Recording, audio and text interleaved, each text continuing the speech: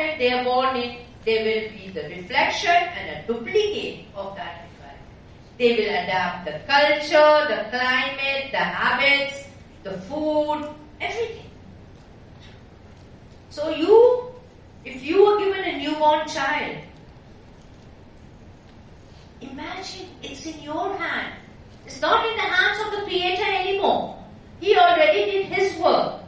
Before the child came, even before the child comes into the world, it is important for the child, mother, whatever she's thinking, whatever she's experiencing, whatever she's having, if you're taking drugs and all that, that affects the child's brain cells, and he's already born with so many deviations. So before birth, so after birth, if the environment is not a straight path, what will happen to his personality? Montessori uses two terminology.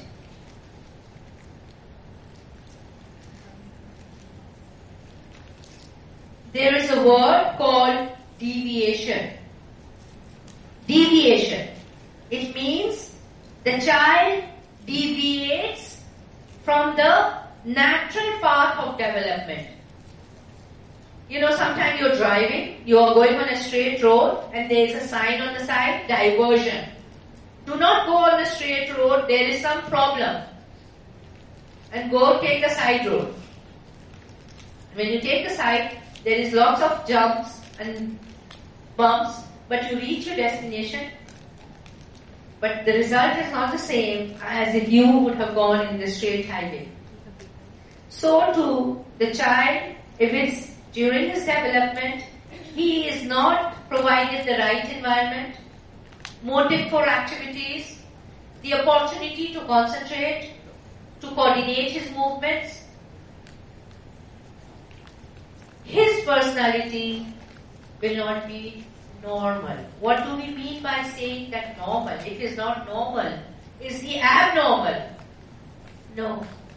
It is something that you could barely notice. But all of us are lacking something in our personality.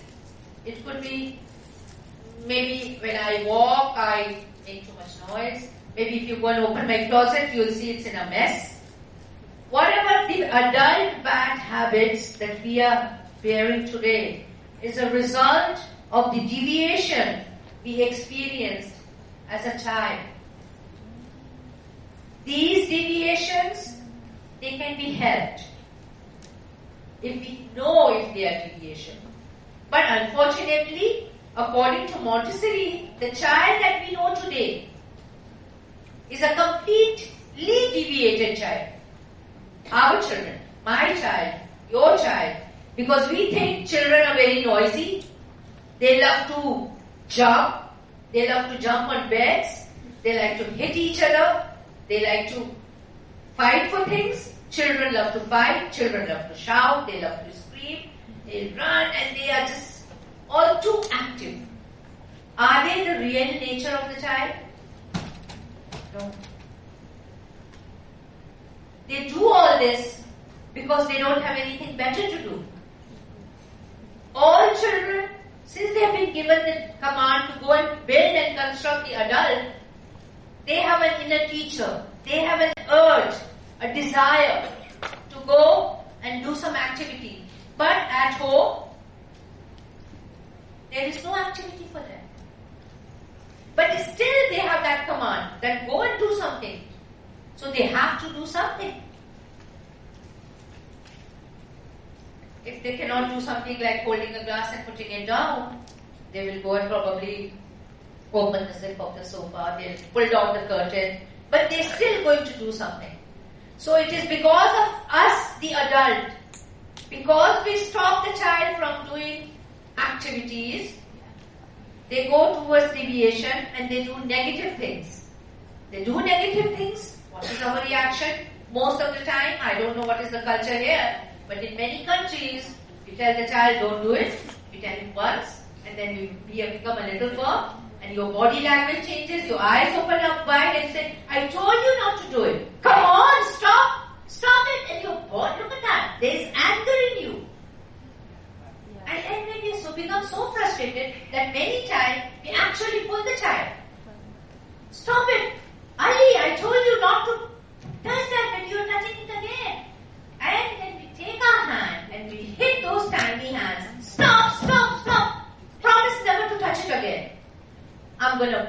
burn your hand if you do that again. I'm going to tie it up. And a while ago, we were told that our hands are the tools for our intelligence. And as we hit, and we abuse, and we misuse the child, we expect him to become a doctor and an engineer and a very responsible adult. I mean, it is not the child who needs help. It is us. We, the adult, who are in need of help. And it is something very urgent because the deviation in the human being is spreading like a wildfire. And it is people like the Montessorians who are making awareness. Only then we can join hands together and stop it before it becomes too late. Before it becomes too late. Because, Maria Montessori, eventually she started off with the child. She discovered the child. But she felt helpless. Because she ended up living through 2 world wars. She was nominated for the Nobel Prize for Peace. Because her goal was, if you want to bring peace into the world, it is too late to change the other. Can we change you? Not much. Can you? Our only hope lies in the child. Only hope. And if we want to help the child, there is absolutely no other way except to understand the child. And if you want to understand the child, you have to understand it according to the discoveries Montessori made, according to the laws of nature that help the child to develop. The child, when he comes into the world, let us review, he is nothing. He cannot speak, he cannot move, he cannot talk. The environment, whatever he gets, he is given that potential in him to adopt it, absorb it, and it becomes him, the child, the human child. All the other creatures in the world are like factory made, mass production. All ducks, same. All cows, they walk the same way. The monkeys will hop, mass production. The human child is the only one that is like me, handmade. You make something, I suppose I make these glasses in the factory, I can produce how many at one time? Thousands in minutes. But if I go to make this glass by my hand, it's going to take a longer time. That's why nature, I will use the word God, the creator, whatever language, religion you belong to, we know there is that supreme being who has created it all. So, the human being is like a handmade product. Each one of us, the starting point is same. That same single germ cell. We came into the world with only the potential, and look at the result. No two human beings have the same thumbprint. No two human beings look identical. Even if you have identical twins, they will be different. All of us, we walk the same way, we talk the same way, we are using the same body language, yet there is no duplicate of me. That is because God gave that freedom for us to be whatever we can be. It's like creating this glass by handmade. If I make all the glasses in the room with my hand, no two glasses will look the same. There would be that difference. So if that big open clause is there that make the child whoever we can, why haven't we up till now taken it so seriously? And are you going to look at the child from a different point of view, different perspective from now onwards? After being, look at the child today, after listening to all the speakers and tomorrow, and after all the things you will be worrying about the child, you will realize that you have made the biggest mistake of your life. My God, the thing that is so precious, so important, on whom not only one family, not only one country, the entire world depends.